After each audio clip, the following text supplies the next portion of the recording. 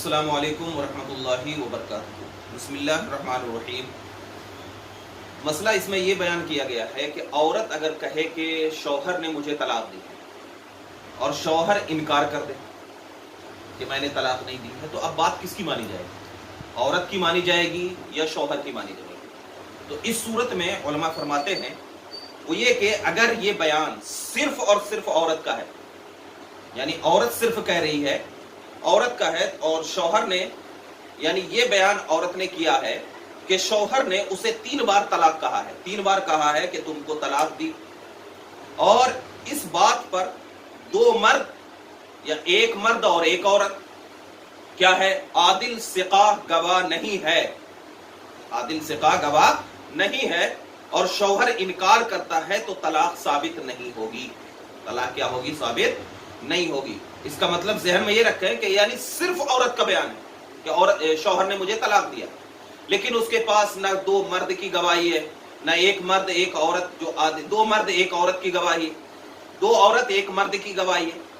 ठीक है, ऐसा नहीं है, और शौहर इनकार कर देता है, तो उस पर क्या है, तलाक वाक़े नहीं होगी, ठीक है। और तहरीर से भी क्या है, तलाक साबित नहीं होगी, तहरीर से भी क्या है, तलाक साबित नहीं होगी, जब तक के हुज्जत शरइया कायम ना हो। हुज्जत शरइया यानी शरई दलील जब तक कायम ना हो, उससे तलाक वाक़े नहीं होगी। क्यों? इसलिए कि फरमाया गया है कि लिअन्नल खत्ता यशबहुल खत्ता फला युअतबरुल काज़ी यक़ज़ी बिल हुज्जति ला बिमुजर्रदिल खत्त। अलबत्ता, हाँ, एक चीज ज़हन में रखें कि अलबत्ता जिन रिश्तेदारों से उसने कहा कि मैंने अपनी बीवी को तलाक दे दी है,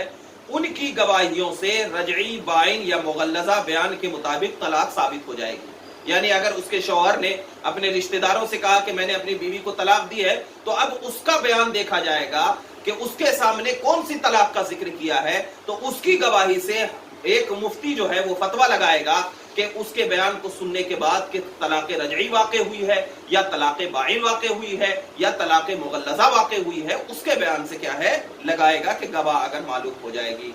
ये साबित हो जाएगी, बशर्ते कि उसमें 2 आदिल और सिका क्या है, गवाह हो, वरना तलाक नहीं होगी। एक फिर शौहर अगर इनकार करता है, अगर शौहर क्या है, यानी गवाह होने के बाद भी क्या करता है, इनकार करता है, तो उससे कसम लिया जाएगा, हल्फ लिया जाएगा, बादे हल्फ उसकी बात मानी जाएगी। बादे हल्फ यानी कसम लेने के बाद क्या है, उसकी बात मानी जाएगी, क्योंकि हदीस शरीफ में है कि अलबय्यनतु अलल मुद्दई वल यमीनु अला मन अनकरा, यानी शौहर अगर झूठी कसम खाएगा तो उसका बवाल उसके ऊपर होगा। लेकिन एक चीज इसमें यह ख्याल रखना है कि अगर औरत जानती है कि शौहर ने उसे 3 तलाक दी है, औरत इस बात को कामिल यकीन से जान रही है कि शौहर ने उसे 3 तलाक दी है, तो जिस तरह भी हो सके रुपया वगैरह देकर उससे एलानिया तलाक हासिल करे,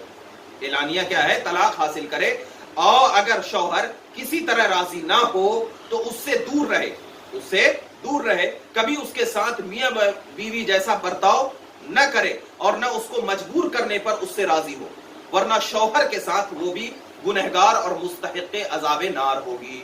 वो भी क्या है, मुस्तहिक़े अज़ाबे नार होगी। तो लिहाजा तलाक तो नहीं हुई, लेकिन औरत को अगर यकीन है तो औरत क्या है, उससे दूर ही रहने की कोशिश करे, और क्या है, उसको रुपया पैसा या कोई भी हीला या सूरत निकाल करके उससे एलानिया तलाक लेने के क्या है, एक ये करे, वरना क्या है, वो भी अगर उसके साथ राजी हो गई, वो भी अगर उसके साथ ये हो गई, तो फिर क्या है, वो भी गुनहगार हो।